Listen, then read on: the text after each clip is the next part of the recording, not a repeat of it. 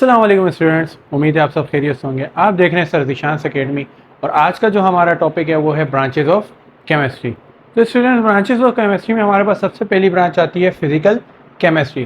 बेटा physical chemistry क्या है कि it is the branch of chemistry, chemistry की एक ब्रांच है which deals with the relationship between composition and physical properties of matter with the change in them।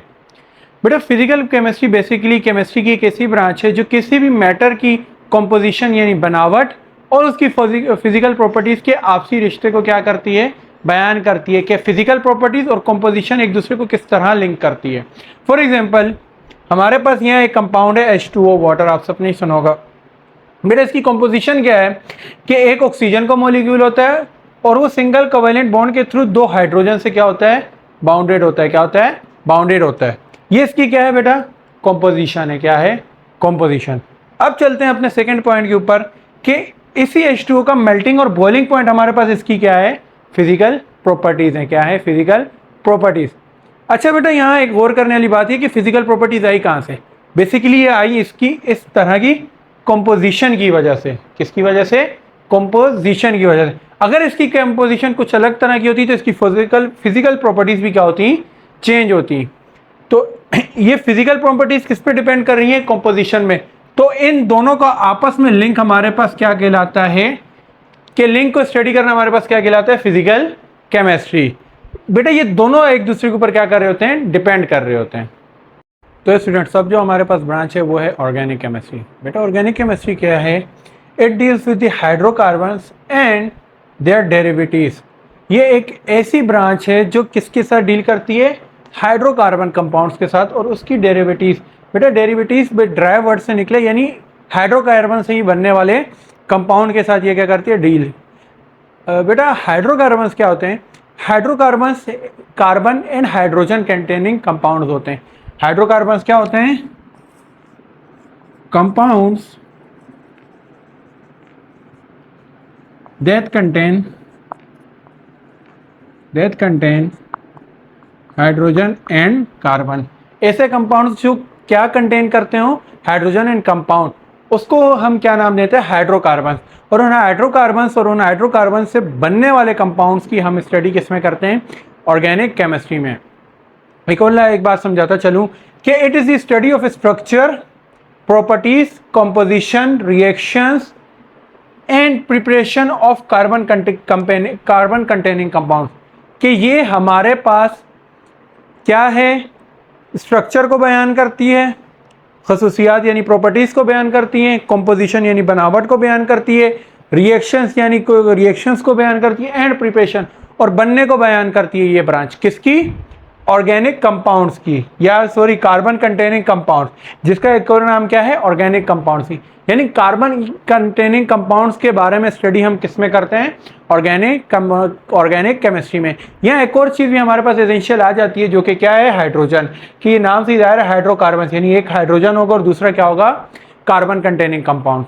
तो hydrocarbon की study हमारे पास किस में आती है बेटा, ऑर्गेनिक केमिस्ट्री में। स्टूडेंट्स अब जो हमारे पास केमिस्ट्री की ब्रांच है वो है इनऑर्गेनिक केमिस्ट्री। बेटा इनऑर्गेनिक केमिस्ट्री क्या है, it deals with the study of all elements and their compounds except hydrocarbons.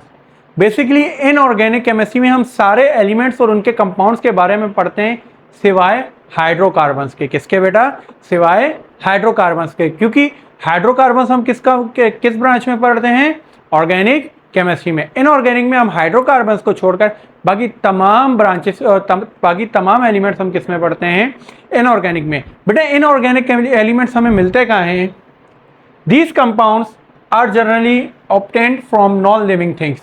ये जो हमारे पास इनऑर्गेनिक कंपाउंड्स होते हैं या ऐसे कंपाउंड्स जिनके अंदर हमें हाइड्रोकार्बन्स या कार्बन कंटेनिंग कंपाउंड्स नहीं होते, वो हमें नॉन लिविंग थिंग्स में मिलते हैं। और लिविंग थिंग्स में जनरली हमें ज़्यादातर क्या मिलते हैं, ऑर्गेनिक कंपाउंड्स।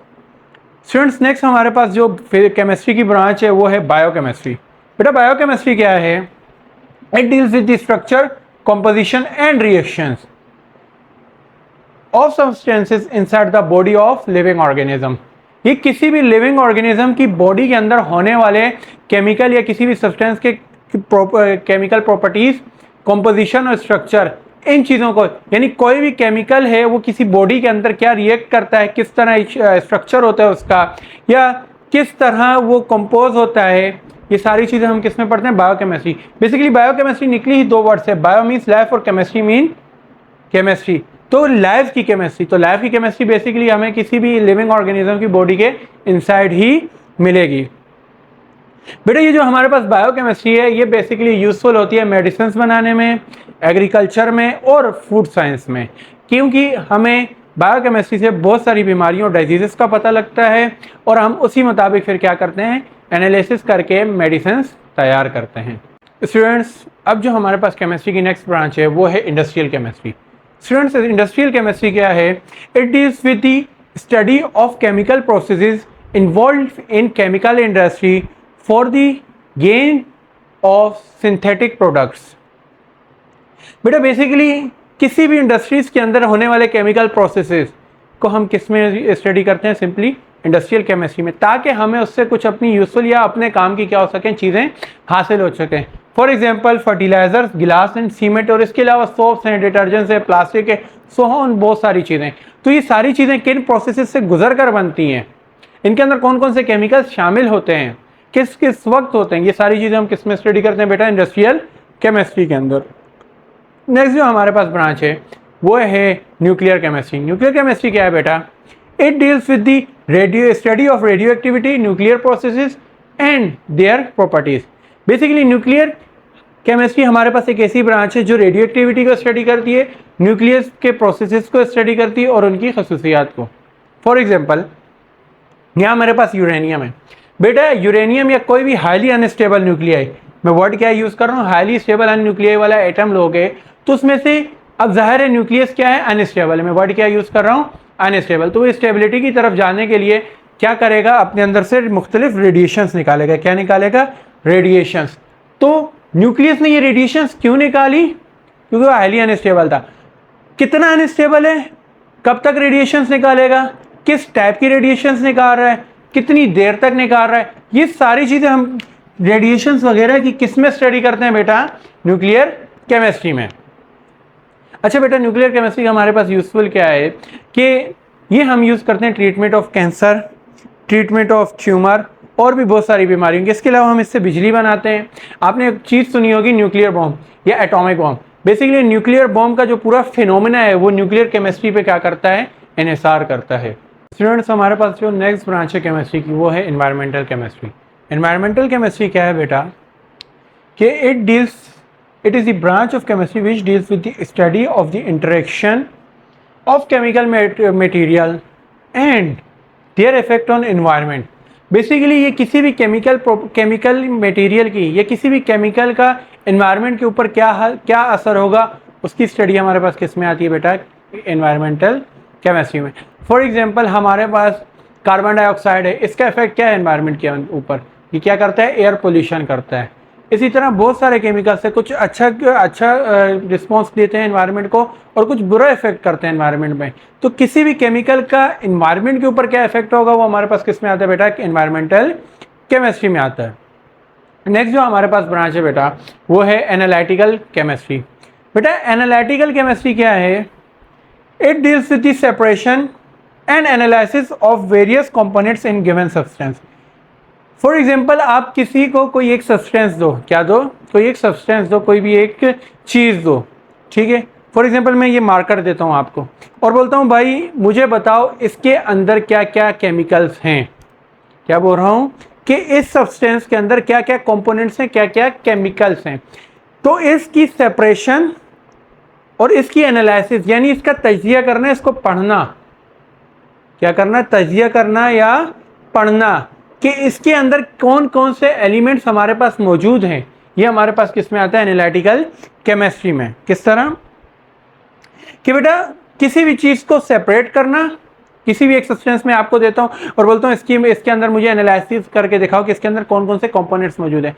इसको सेपरेट करना, ठीक है, इसके अंदर मौजूद हर एक कंपोनेंट को सेपरेट करना और बताना कि इसके अंदर ये कंपोनेंट्स मौजूद हैं, ठीक है।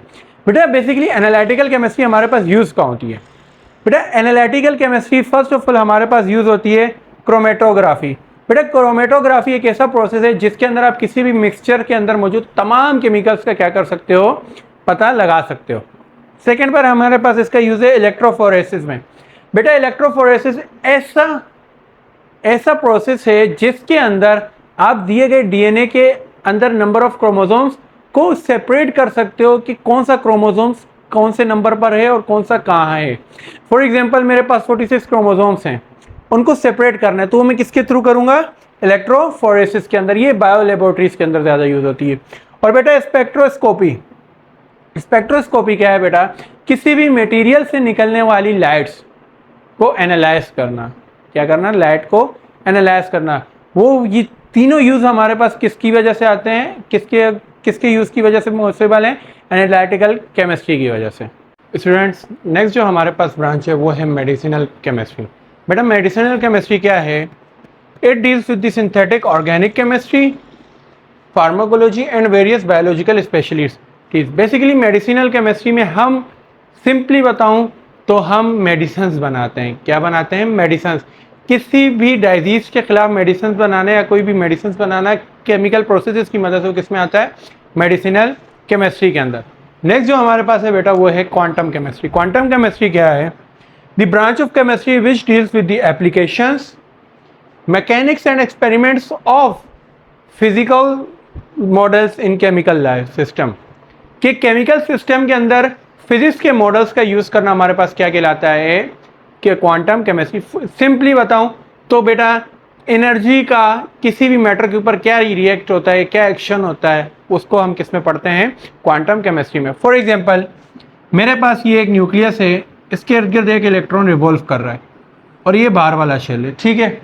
यहाँ से मैं एनर्जी की एक बीम छोड़ता हूँ तो ये इलेक्ट्रॉन क्या करेगा, इस शेल में क्या कर देगा, जम कर देगा। क्या कर देगा, जम कर देगा अपने बाहर वाले शेल में जम कर देगा, एक्साइटेड हो जाएगा।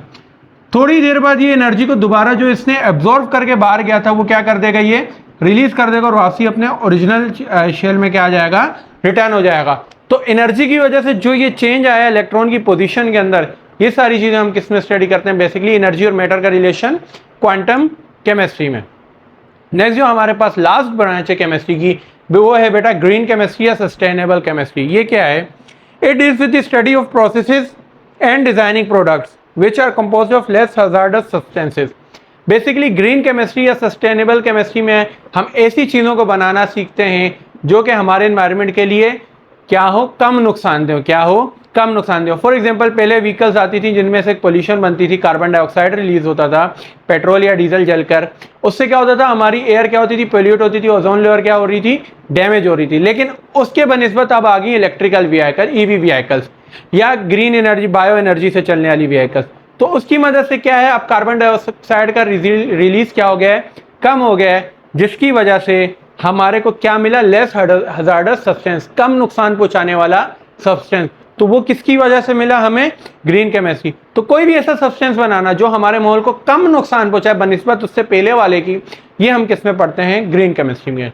तो स्टूडेंट्स आज के लिए इतना ही, उम्मीद है आप सबको समझ आया होगा। अगर किसी को कुछ पूछना है तो कमेंट सेक्शन में पूछ सकता है। अगली वीडियो के लिए अपना ख्याल रखिएगा, तब तक के लिए अल्लाह हाफिज़।